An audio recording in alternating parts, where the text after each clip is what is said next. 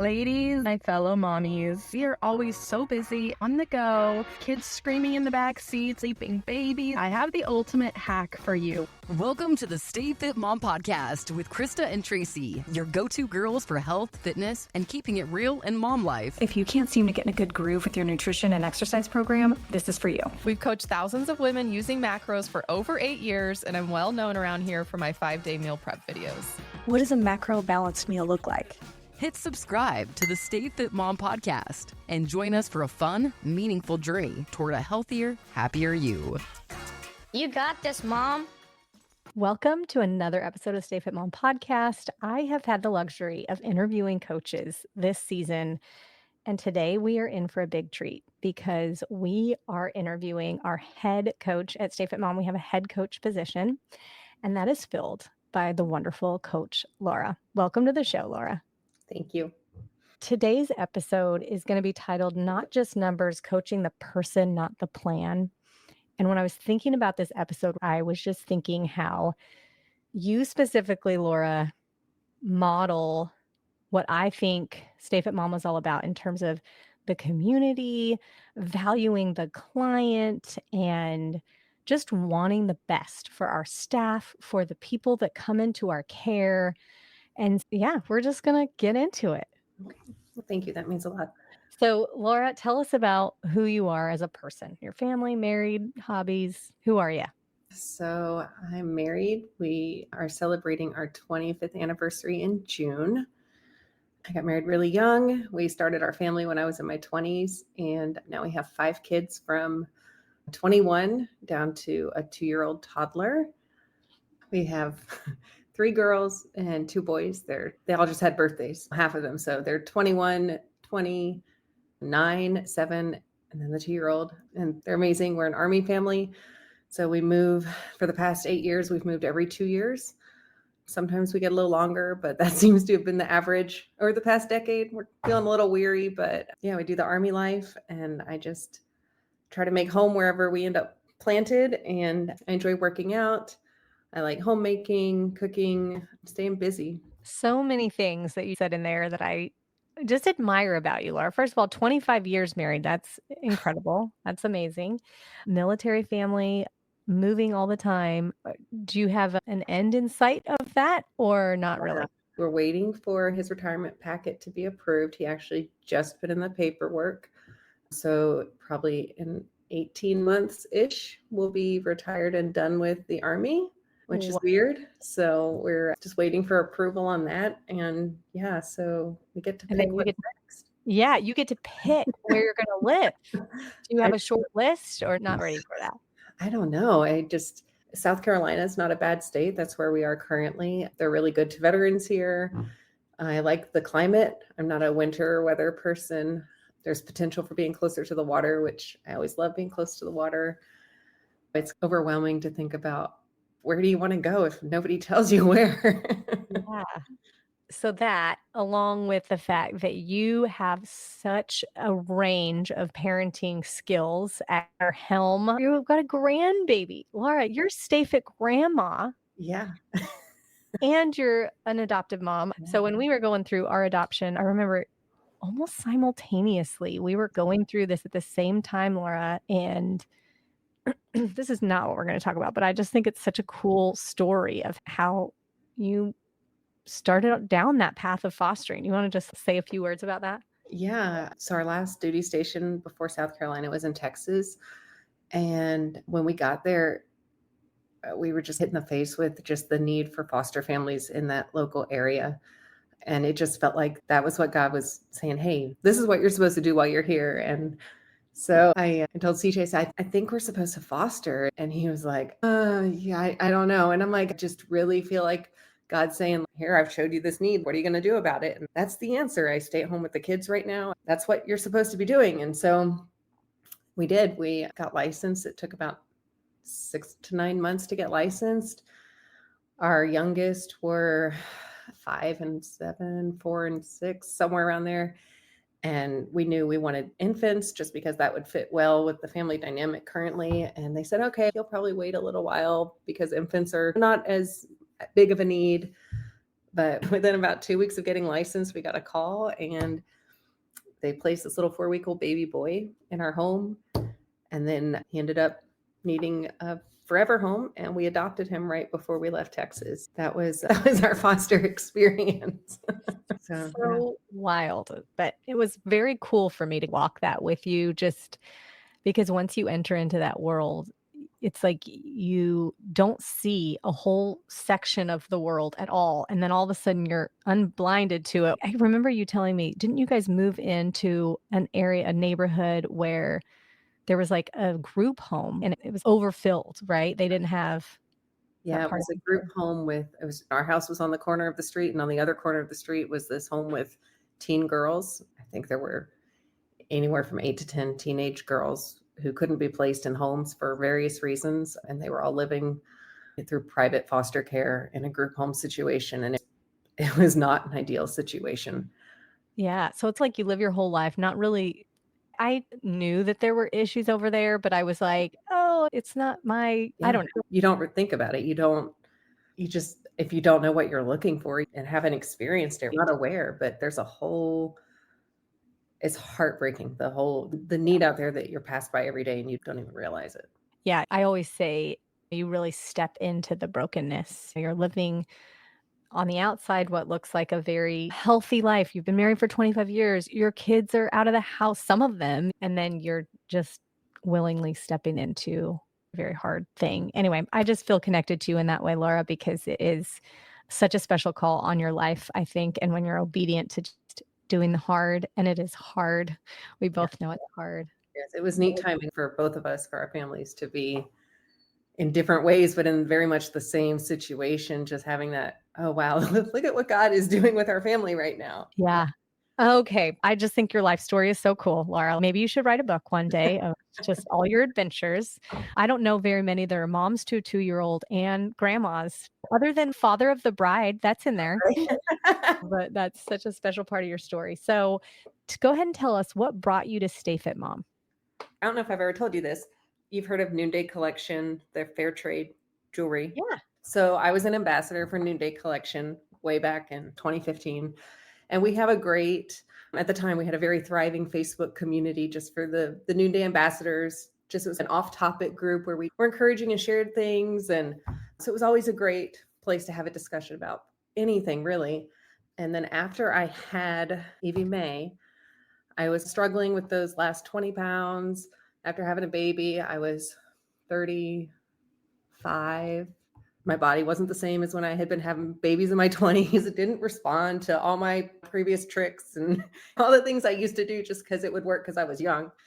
And I posted in that group and I said, hey, I'm struggling to lose the last 20 pounds of baby weight. And what have y'all done lately that has been effective and worked? And somebody said, you should look into Stay Fit Mom and macros. It has been the best thing I've ever done. It takes a little bit of effort, but it really works. And I was like, what's a macro? I don't even know what this is. But yeah, that was how I was exposed to Stay Fit Mom. And it was actually a client of Kirsten's. So she introduced me to y'all and I was like, okay, all right. So I went to the website a couple times and read success stories and okay, what's this all about? And then finally I was like, okay, I'm going to do the 6 weeks. So I signed up and got Krista as my coach. Yeah. So that was That is wild, Laura. I had no idea that was how you found us. Yeah. And what a funny story. Are you still in that Noonday group? Yeah. Yeah. What an interesting turn of events. What should I do? Oh, I'm now the head coach of that company. So funny. What it's morphed into now, you're so passionate about coaching. You are so gifted in talking with other women. I could describe your coach style, and you've never personally been my coach. However, you have impacted so many women. We've had so many rave reviews. You've got great client retention. So you are just so beloved in our community. How would you personally describe your coaching style in 3 words? I think kind, that is always a priority for me, is to make sure, especially since all of our communicating is done primarily through email and on the Facebook group, kindness is huge. Whatever you say, it's got to be kind. You have to say it with a layer. There's truth in there, but you have to be kind. Along with that, though, you have to be honest. Our clients deserve honesty, and I'm not going to sugarcoat. If I see an issue, I've got to figure out how I'm going to say that truthfully to them, but also be kind. And I guess the other one would probably be authentic. I always try and just be myself. I tend to make light of things very quickly, and I'm always the one throwing in the joke or the comment, often just to lighten. I don't like to get too serious. And so it's important to me to be authentic and let my clients know I'm just another person just like you. Let's sit and hang out. So just always try and be myself. I love those 3 words. And I think too, the kind and honest, it sometimes feels like you have to be one or the other. And I love that you're like, nope, we're both of those things. Yeah. It's That's a hard. It's skill. hard in email too, because you never know how are they going to take it the way I mean it. I really want to be truthful with them here, but how do I say this kindly? Yeah. And then the authentic. I can't speak for everybody, but being authentic is something that I crave more in my life than I ever have. And I think it's probably because of social media and just what you see over a screen. It's so hard to get the realness to come through sometimes. And so the fact that's a priority to you when all of our communication is online, Yeah. that's huge. Yeah. Great. Okay, let's switch gears here. You're known for building people up. How do you help clients shift their mindset from I should to I can? I think it can be really overwhelming, especially when you're first coming into macros. Like I was, what's a macro? And now with even more than when I started, there's so much information coming at you through social media, and you're hearing, you've got to do this, you should do this, this is the best. And it's so easy to get overwhelmed. And I know I need to change, but I don't even know where to start. And I think breaking it down into small, achievable steps that make you feel that success is really empowering. And sometimes you have clients who come in and they're like just ready to go, and they've got this macro thing and have no trouble, protein, carbs, fats, got it. And then others just are feeling so lost. So you have to figure out, where do I need to meet this particular client? How can I get them to taste that success so that they feel like, okay, I can do this and I've got this. What's next? And just build it from there. Yeah, and you've run the gamut in terms of clients. You've coached so many women, so you really have seen it all from I'm just going to jump in with 2 feet, knock it out of the park. I've got it to I don't get how to do this. And so I love that. And even the ones that do feel so confident jumping in and they do have the bandwidth and they're getting it when it comes to macro counting, you still need that affirmation and encouragement so much. Yeah, for sure. Okay, so what are some daily practices or affirmations you use personally or recommend to your clients? I think most of my clients would probably tell you, I tell them to do the next good thing for their bodies. It applies to any season you're in. Sometimes you're in that, I'm out here crushing this. Life is good. Everything is great. I'm doing the next good thing. It comes easily, right? There's other times that it's not so easy. And it's a moment by moment. All right, what does the next good thing for my body, my mind, my emotional health, what does that look like? And so just keeping that in your mind as just a practical stay on the path. What's the next good thing I can do? I drink some water. I could do that. Yeah. And that gives you hope in the situation after you've had, maybe I'll just speak personally. We've been on the road traveling and I did not make the best decisions that I could have. Yeah. And it's so easy to go from that to just, I didn't make the best decisions then. So I'm just going to keep making bad ones. And I just remember that nope, I'm just going to make the next best decision. Yeah. Whatever that is. I'm going to walk more than I normally would. I'm going to walk back and forth to the car. And I remember that about you too. Laura, also another known fact about Laura is she is in charge of all of our SOS videos. So much blog content is coming from Laura. And so your voice pops into my head a lot, Laura, with all these tidbits. How do you handle the tough coaching moments when a client's discouraged or ready to give up? I think part of it comes back to that being authentic. We have all been there. I've been doing this for 2018. I've been doing this a long time too. And every single one of us hits that burnout, that fatigue, just discouragement at some point for some reason, whatever it is. And you're burned out. You don't feel like doing it anymore. I always tell my clients that progress is always slower than you want it to be. Nothing is ever as fast, right? Because honestly, if it was quick and easy, it's just never the best path to anything, but it does get better the longer you do it. If I could stress anything, they come in and do the 6-week macro coaching, and I always tell them, I'm like, this is 6 weeks to learn how to do this. We're giving you the tools over these 6 weeks. This isn't about crushing it these 6 weeks. This is about learning and gaining confidence in tracking your macros so you can go forth and do this. This is truly sustainable tools that you can take with you and you can do the rest of your life. And macros just gets better the longer you do it. So, Stay Fit Mom isn't just macros, it's a movement, it's a culture, it's community. Why is this community so special in your eyes? I think the support, when we first started, we had those monthly Facebook groups and you joined with a whole group of girls and that was so special. Sometimes it was 100 women, everybody in there together and everybody's in those same stages together and just learning together. And now we have the big group, which is really great because you've got all the new women every month jumping into the Ninja Insider group. And then all the experienced women who have been there for, some of them have been there for years. And just the support and community you find there. You pop in and ask a question. You're like, I've got 21 carbs and 6 fat left and 40 protein. I don't know how I'm going to make this day work. And I'll tell you, somebody is going to jump in there, whether it's a coach or a client, someone's going to jump in there and say, you can eat this or you can eat this. Just encouragement. Like, it is a really special group of women. And I think the biggest thing, and I've said this to the other coaches several times, where else do you see this many women in a group with no cattiness, no drama? That's a testament to you and Krista and just your hearts and your ethics. And it's hard to bring together women without those two things. And you don't see it in our community. And I think that is so special and that brings people and it keeps people.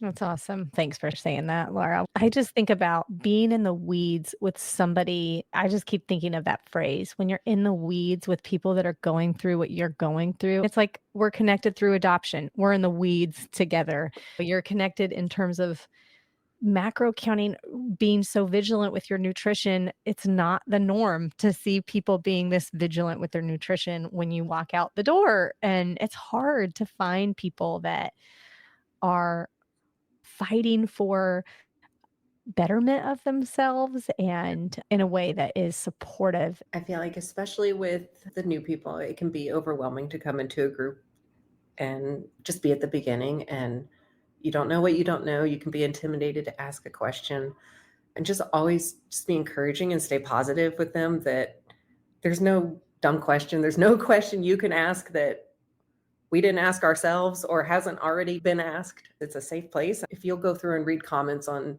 any post, you'll see quickly that this is a place where we encourage each other and are just there for each other. For sure. And that vulnerability too. I think that's so important. When you take that first step of vulnerability, it's like, yes, okay. Somebody else just will eat that up. And then it gives them the freedom to share too. What's one thing that you wish more women knew about themselves and their potential? That they are just as capable of having a success story as anything that they see, any of the Stay Fit Mom success stories, any of those stories, you're capable of that too. And before I did macros, I had done Beachbody and P90X and are we allowed to name drop on here? I don't know. Sure. All of the above, faster way to fat loss. I'm that client, like, what other programs have you tried? Check, all of them. I've done them all. Okay. And I got into that point because honestly, I'd never stuck with anything long enough, I think was the problem. But I never expected to have a before and after picture that looked any different from the before. You know what I mean? Okay, they want me to take these starting pictures, whatever. There's not going to be a visible difference. I was shocked. Oh, wow. Body composition changes. What? I have a before and after picture. So I never thought that would be me. So yeah, you are capable of being a success story if you will just put in the time and be patient. Yeah. And you mentioned this before. Everybody wants that immediate success. And it's like a rite of passage almost. Like you have to get to the point where you think that this is not going to work at all before the success can possibly come. It's like when you hit rock bottom and you have started searching for other ways to do this faster, you're 1 week away from 3 pounds on the scale lost.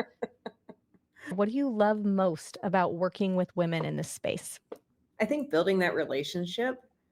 And as you build the relationship, that trust factor with clients is very rewarding. You can always tell you have these girls coming in and they're pretty uncertain. They've never done this before. They can be pretty skeptical that, okay, I'm going to do this, but I don't really believe you. I don't really trust you. Why do I got to eat carbs? This isn't going to work. And I think the most rewarding thing is when you kind of have that downer and you think, she's going to leave me. I'm going to do this first check-in and I'm never going to hear from her again. And then by the end of that 6 weeks, she's on fire and she's leaned in, she's trusted the process, she has done the things you asked her to do, and you've built that reciprocal trust and she gets it. And I think that is probably one of my favorite, like, okay, yeah, she leaned in, I leaned in, we listened to each other, we encouraged, and it clicked. So it's a great moment as a coach. So when I interviewed Leanne a couple of weeks ago, and she said it's just relational, which I keep thinking about that. It really is so relational. Yeah. And I don't know if I've said this on the podcast before, but we talk about the goal. What's the goal? How do you know you've made it as a coach, Laura? Do you remember our tagline?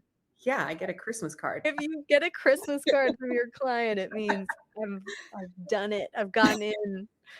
So yeah, very relational. I love that. Yeah.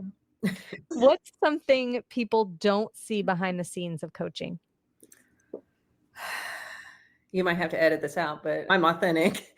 The therapy side of it. I am not a therapist by any means, but when you're coaching women, we don't have those compartments for our feelings, and everything we're going through with our nutrition bleeds over into the rest of our lives. It is how it is. And it's hard sometimes to figure out how, because it's all interwoven. It's not just nutrition. You've got years of food mindset coming into it, of diet struggles, of all the things. And how do I keep macros the main thing, but also all these other things also matter and totally impact how they walk out their macro journey.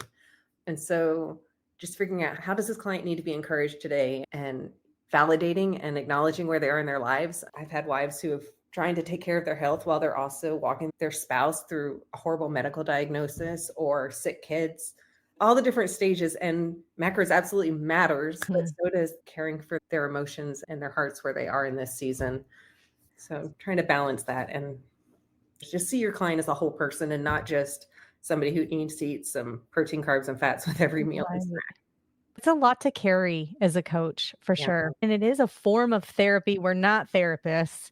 Right. But I just think about anytime I get together with my girlfriends and I unload my day, that's a form of therapy for me, where I'm just telling you about my life. And I do physically feel 10 times lighter when I can check in with my coach and say, these are my struggles this week. And to have her guide me and tell me that I'm not crazy and all those things that you mentioned. Yeah.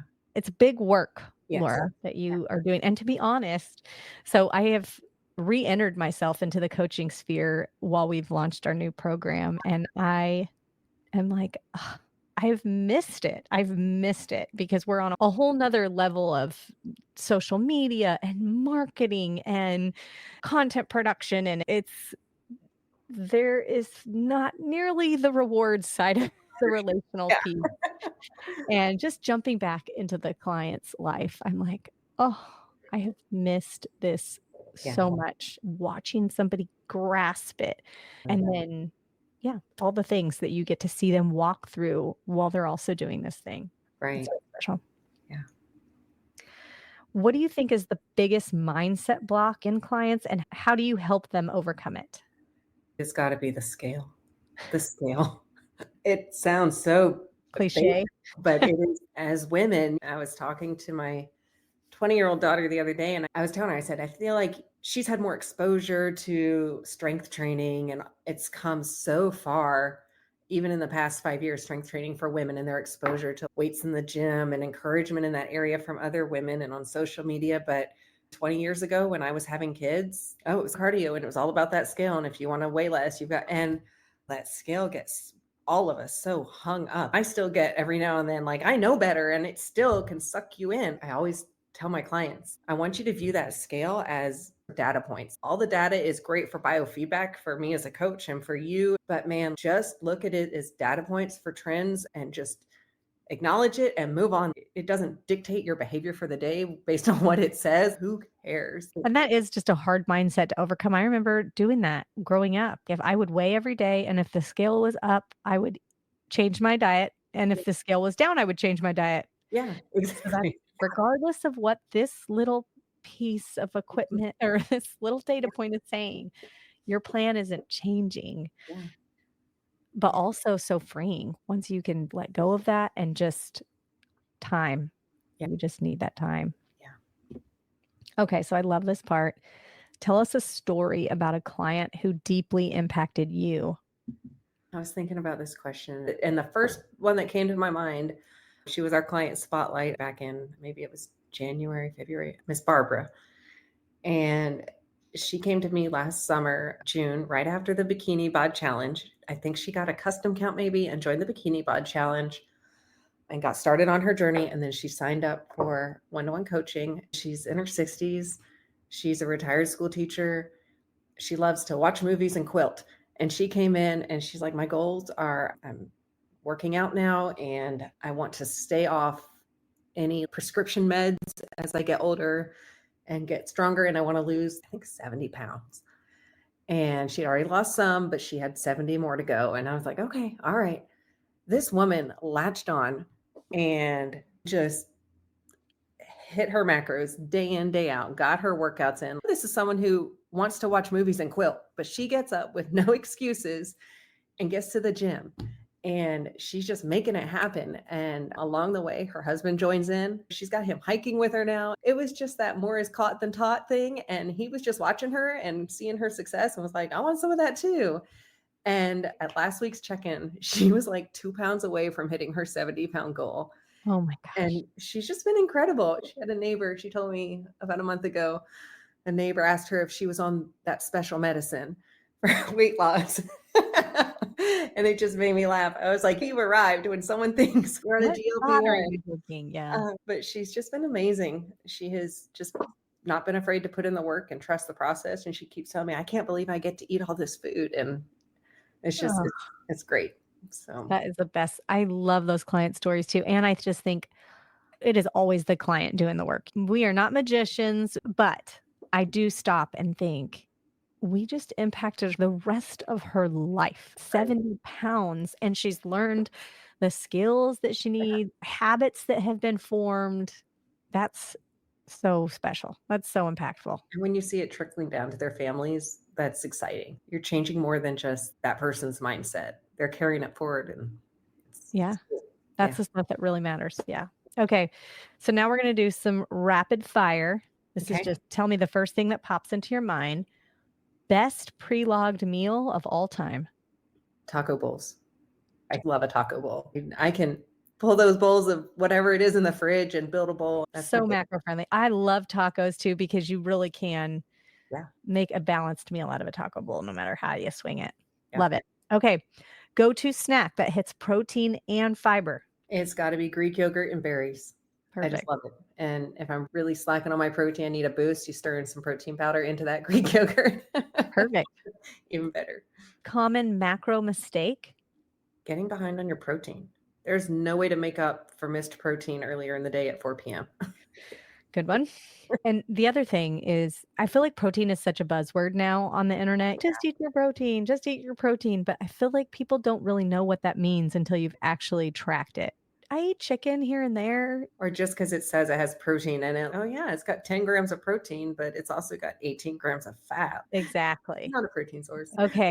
Favorite coaching win this month. Barbara hitting her goal this month, but Oh, yeah. trying to That's think huge. if there's another. I had a dad bod client. I know we're talking about the women, but he came in just for a 6-week session and we just wrapped up last week. And he was like, this has been great. This was exactly what I needed to get back on track. And I'm feeling great. He's fueled and he's ready to go off on his own. And that's a great feeling right there. Is just that he feels empowered and he's got the tools in his toolbox now and the game plan and Oh, that's great. send them off. So that's always a good feeling. Yes. Favorite question to ask a client. I do love to ask clients who say they do strength training, what do you do? Are you lifting heavy? Give me some details. I need to know that you're doing more than picking up a 5 and 10 pound dumbbell in the living room. Yeah. What's something you've learned about yourself through coaching others? That I need accountability as much as my clients do.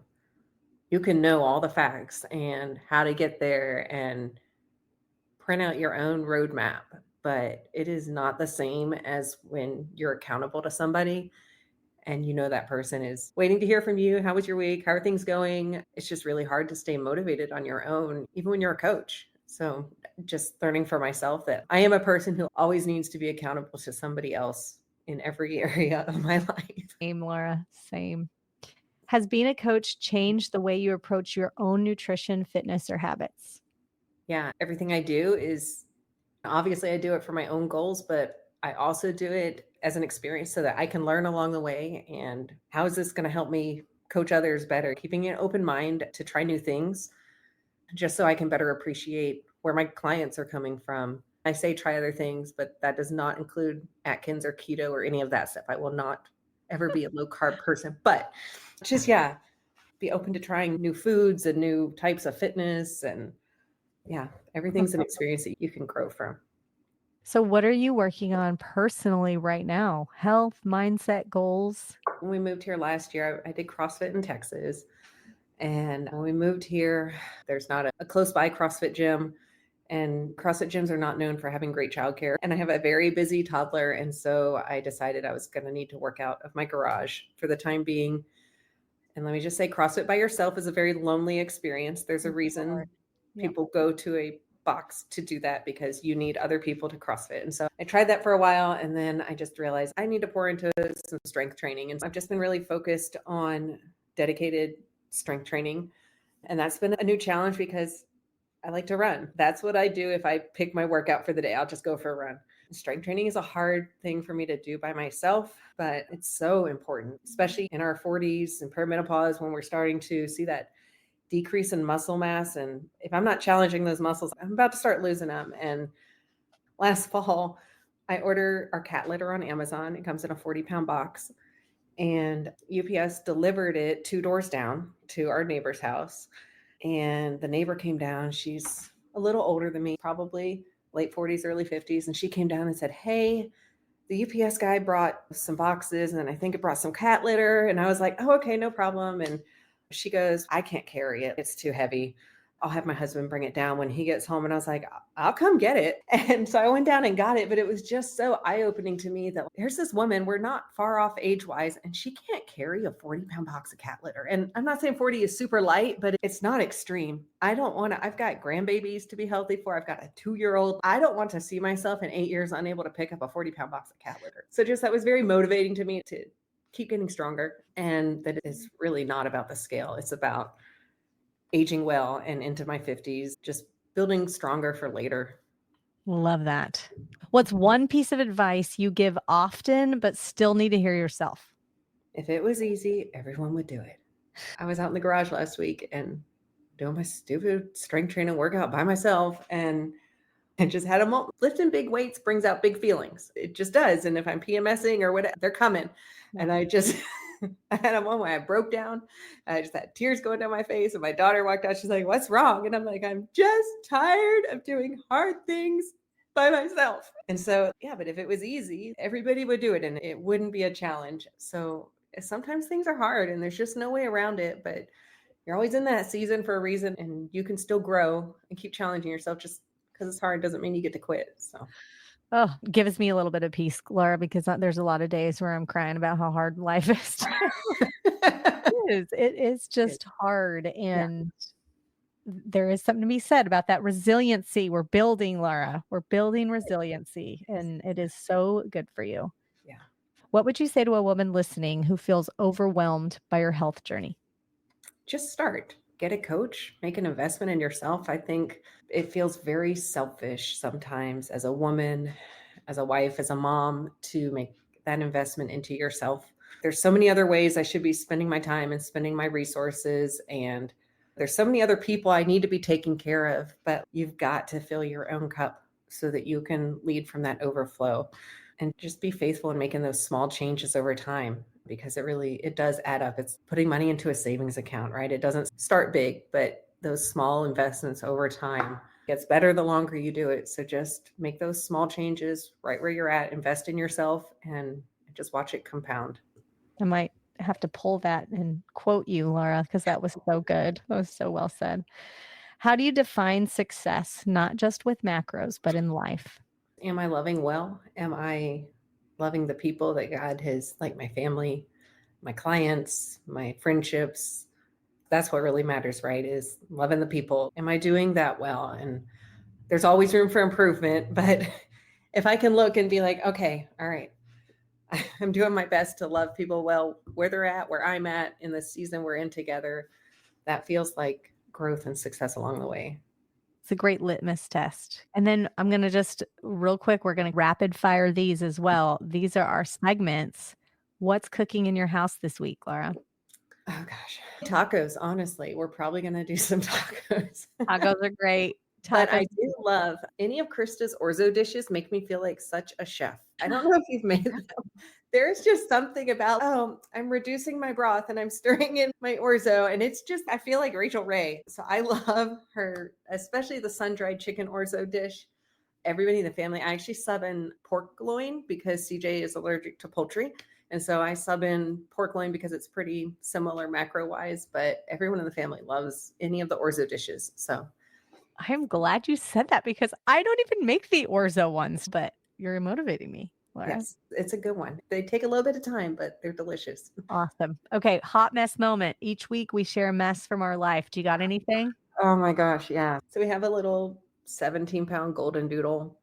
She's very sweet. She sleeps in my 7-year-old's bed, Evie May. Evie May is my sweet and spicy little girl who keeps me humble. So I've always had pets. I have never in my life, even as a parent in the past 21 years, I have never had to take a pet to the vet because of a child.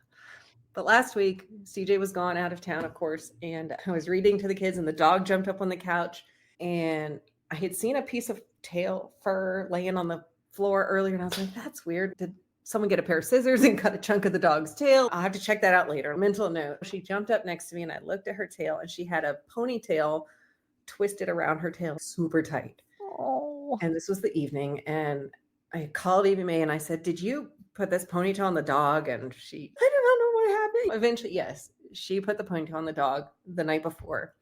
And so it was so tight, I had to cut it off. Well, long story short, the dog just had to have her tail amputated on Friday. So she's currently in a cone. She has about 3 inches of tail left. And we have learned our lesson with putting ponytails on the dog. That could happen to anyone, Laura. She was just, she's cool. Oh my gosh. I was like, are you kidding? And $1,200 too, by the way. It's never a cheap pet. Never. Oh my gosh. So, That's a good one. That's going to be hard to top, Laura, in the future. no, you can't Wow. make this stuff up. It just That's so good. Okay, tiny joy. One simple thing that made you smile.